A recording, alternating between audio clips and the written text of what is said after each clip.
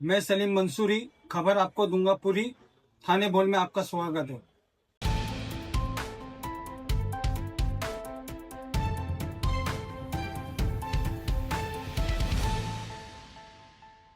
राजू भाई, आज NCP AP की प्रेस कॉन्फ्रेंस रखी गई, किस मकसद से रखी गई प्रेस कॉन्फ्रेंस? सबसे पहले तो आप लोगों को सबका आपका बहुत बहुत शुक्रिया कि आप लोग यहाँ पर हमारे तासुरात लेने के लिए यहाँ पर आए हैं। और तमाम हमारे मुमरा कोसा के पत्रकार जितने भी पत्रकार यहाँ पर आए हैं उनका बहुत बहुत शुक्रिया अदा करता हूँ। हमारी पूरी टीम की तरफ से हम लोग आपका बहुत खैर मकदम करते हैं यहाँ पे। आपको बुलाने का मकसद सिर्फ यही था कि जैसे कि आप जानते हैं कि हमारे इलेक्शन आ चुके हैं और 3 से 4 रोज बचे हमको फॉर्म भरने के लिए। तो हमारा जो समीकरण था उस समीकरण को बैठाने में थोड़ा सा वक्त लग गया हमें, मगर माशाल्लाह हमारा समीकरण पूरा हो चुका है। और हम ये आपके माध्यम से हमारे पूरे मुमरा कौसा की जनता और खास करके हमारे रशीद कंपाउंड, देवरीपाड़ा, हशमत चौक, शिमला पार्क, फला कॉम्प्लेक्स, कादर पैलेस, हमारे सैनिक नगर, चरनीपाड़ा, कौसा गांव का दोनों तरफ का पट्टा, इस पट्टे के लोगों को आपके माध्यम से हम लोग ये मैसेज देना चाह रहे थे कि हम लोग चारों मिल करके यहाँ पर इलेक्शन लड़ रहे हैं, जिसमें हमारे शालाम आजमी साहब ओपन जेंट्स लड़ रहे हैं, हमारे इब्राहिम राउत साहब ओबीसी जेंट्स लड़ रहे हैं, मेरी तरफ से हमारी जो पुरानी नगर सेविका शादिया अंसारी मैडम वो ओबीसी लेडीज लड़ रही हैं, और रेहान भाई की तरफ से घर से उनकी एक ओपन लेडीज लड़ रही है। तो ये 4 हमारा पैनल पूरा हो चुका है। तो आपको यही बुलाने का मकसद था कि आपको हमारे जितने भी कैंडिडेट हैं उनसे रूबरू करा दिया जाए, उनसे जो भी उनके तासुरात है वो आप ले लें, और जो भी आपके सवाल है आप हमारे चारों से इंडिविजुअली कर सकते हैं। रेहान भाई, आपने जितेंद्र अवार्ड साहब का साथ छोड़कर सालों से रहे आप, आखिर क्या वजह बनी जो आपको नजीबुल्लाह टीम में प्रवेश करना पड़ा? अस्सलाम वालेकुम, आप सबका बहुत शुक्रिया कि आप यहाँ पर आए।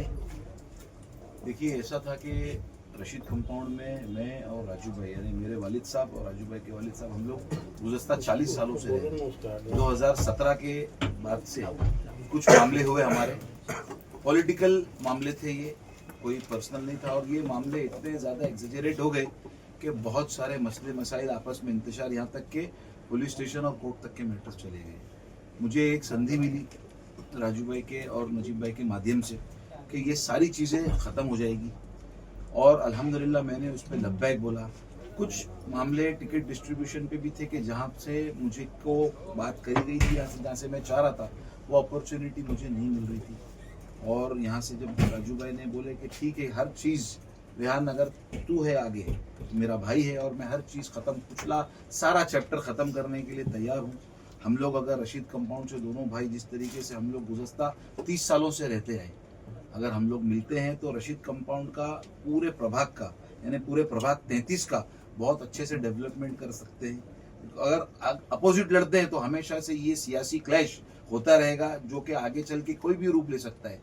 कल को आज हमारे में है, कल को हमारी नस्लों में ये चीज़ चली जाएगी, झगड़े। तो हर चीज़ को ख़त्म करने के लिए एक नौयत बनी, और अल्हम्दुलिल्लाह मैंने लब्बैक बोल के ये सारी चीज़ें ख़त्म कर दिया। और मुझको ये भरोसा था कि ये टीम के साथ में अगर मैं काम करता हूँ और बिना इंतशार के, बिना किसी दिल में मलाल रख के अगर मैं काम करता हूँ, तो ये पूरे 33 वार्ड के लिए, पूरे मेरे रशीद कंपाउंड, चरनीपाड़ा, देवरीपाड़ा, हशमत पार्क, हशमत चौक, ओस्को स्कूल और दीगर यानी कादर पैलेस से लेकर खड्डी गांव तक की ये जो डेवलपमेंट है, सैनिक नगर, अलमास कॉलोनी, हर जगह के लिए मैं बेहतर और हमारी टीम बेहतर काम कर पाएगी।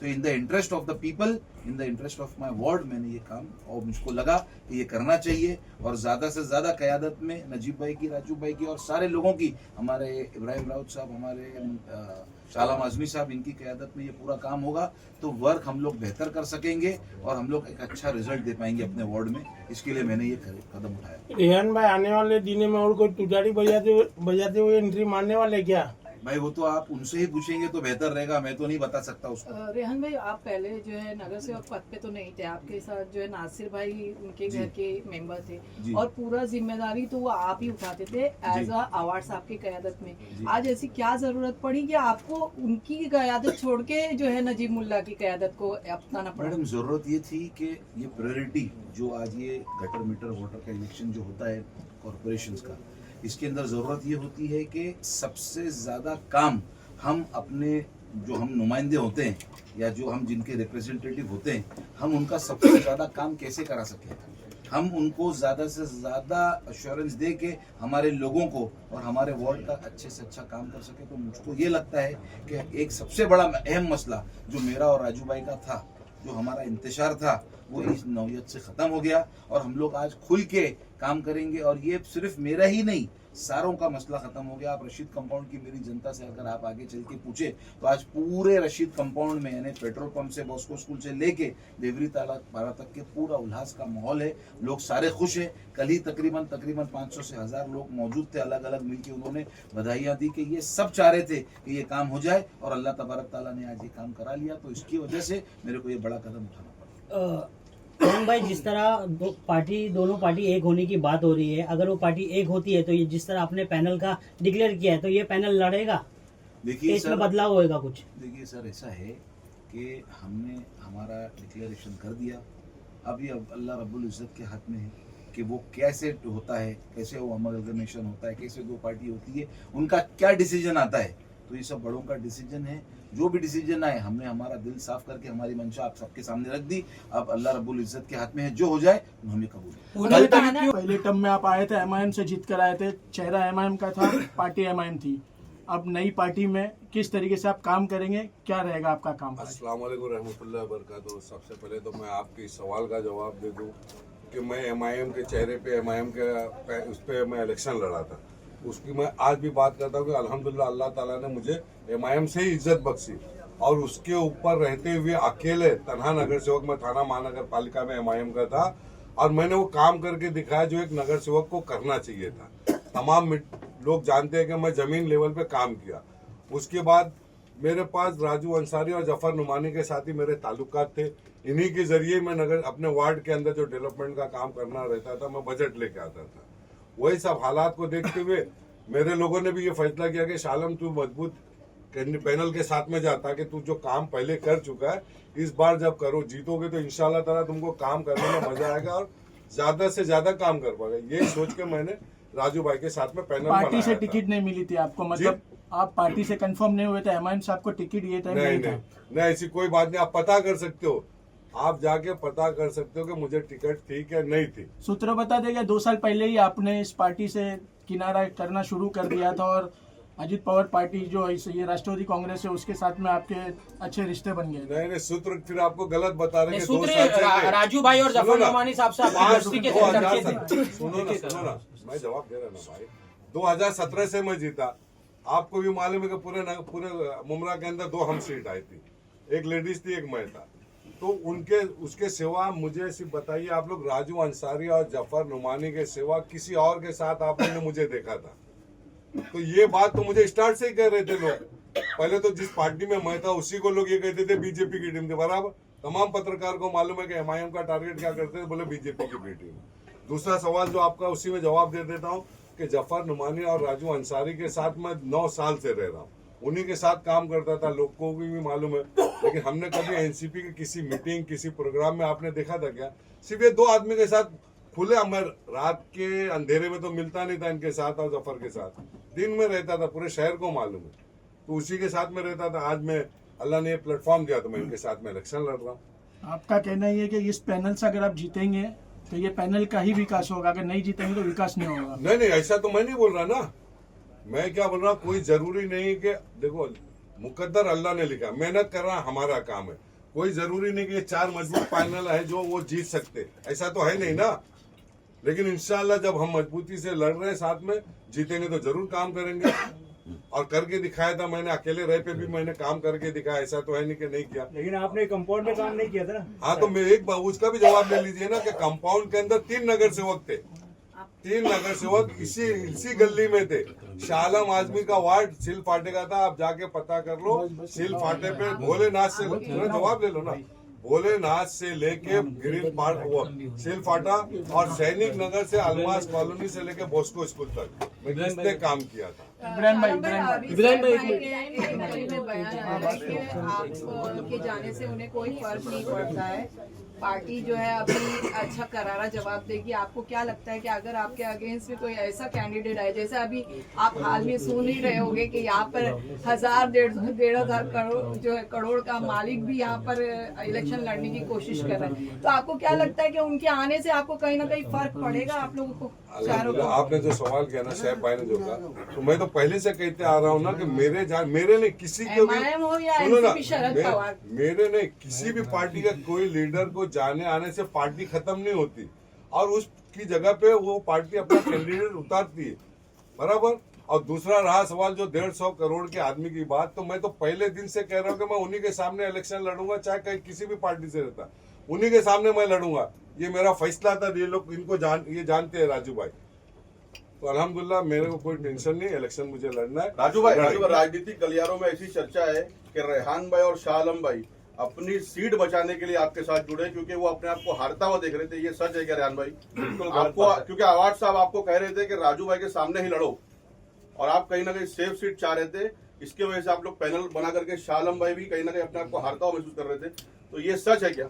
मैं दूं या ये दें? नहीं रेहान भाई, आपने खुद बताया कि मैं जो सीट से मांग रहा था, डिमांड कर रहा था, आपको वो सीट नहीं दी जा रही थी, वो जगह नहीं दी जा रही थी, इसकी वजह से आपने यहाँ पर प्रवेश किया। देखिए भाई, ऐसा है मामला कि आप रशीद कंपाउंड का जो मामला है ये देख लें, और आप इसका वेरिफिकेशन भी कर लें कि रशीद कंपाउंड में जो यहाँ पर जहाँ पर मैं काम करता था, मैंने काम किया या नहीं किया।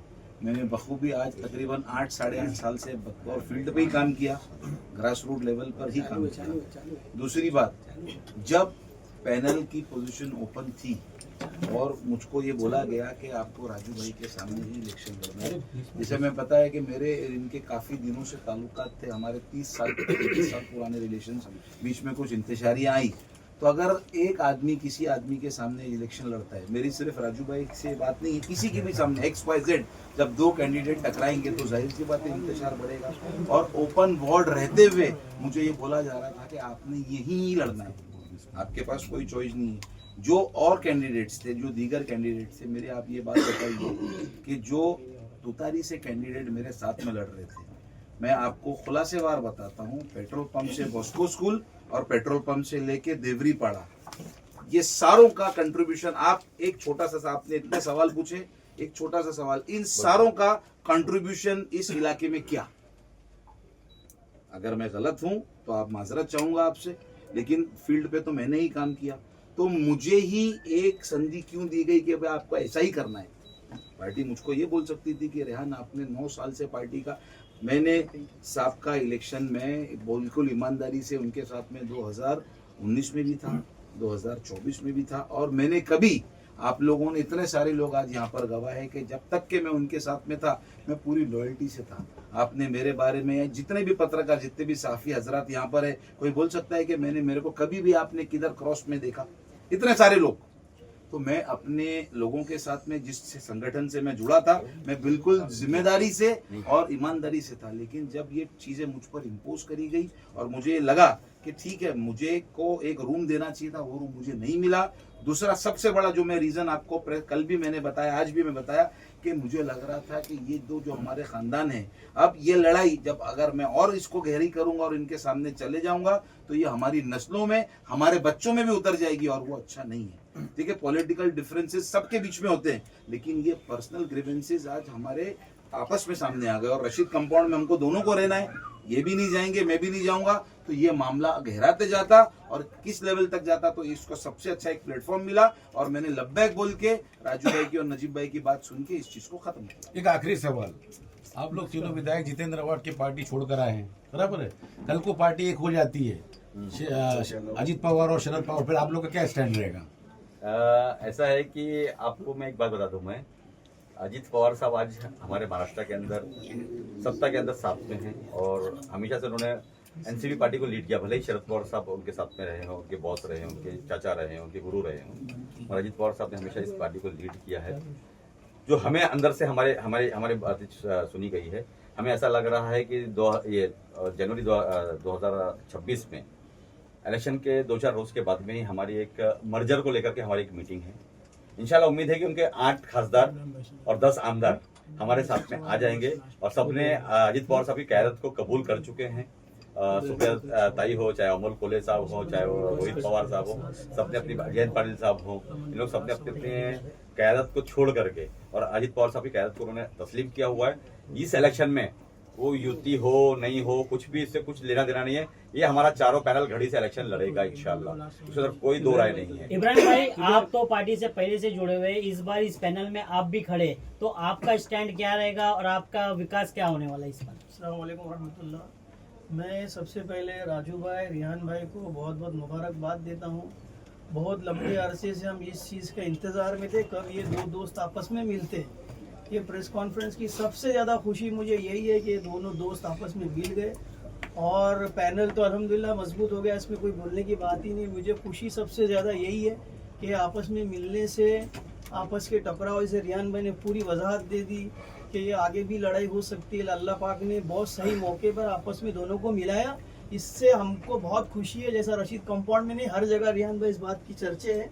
मैं बहुत मुबारकबाद पेश करता हूँ नजीब मुल्ला साहब को, राजू अंसारी साहब को, जो दिनों ने बहुत बड़ा डील करके आपस में सुलह कर ली और साथ में इलेक्शन लड़ रहे। और जब दो चीज़ एक साथ मिलते हैं तो विकास तो इंशाल्लाह खुद ब खुद हो जाएगा। और इससे आगे और मैं क्या पैनल तो अल्हम्दुलिल्लाह मजबूत है, पहले से हम साथ में राजू भाई के थे, आगे भी इंशाल्लाह साथ में रहेंगे और आज भी रहेंगे, आगे भी रहेंगे।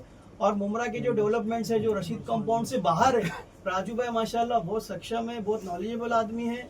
तो इंशाल्लाह मुमरा के जो बड़े काम है गटर नाले को छोड़ के, जैसे राजू भाई हमारे यहाँ पे बहुत बड़ा एक ट्रैफिक का इशू है, एक ब्रिजेस के इशू है, हमारे यहाँ पे जैसे कॉलेज का एक मैटर है, ये सब चीज़ों को इंशाल्लाह हम राजू भाई के साथ मिलकर मुमरा कौसा की तरक्की के लिए बहुत काम करेंगे। राजू भाई, मेरा पब्लिक का एक सवाल आपसे पूछना चाहूंगी। पब्लिक का ये कहना है कि विकास तो आप लोग बोलते कहीं भी नहीं हुआ है, मगर पब्लिक का एक सवाल ऐसा है कि सिर्फ राजू भाई, राजन की ने, अशरफ पठान, ये वार्डों में ही काम नहीं हुआ, जो सारे नगर सेवक वहीं पे नजर टिकाए बैठे, ऐसा क्यों?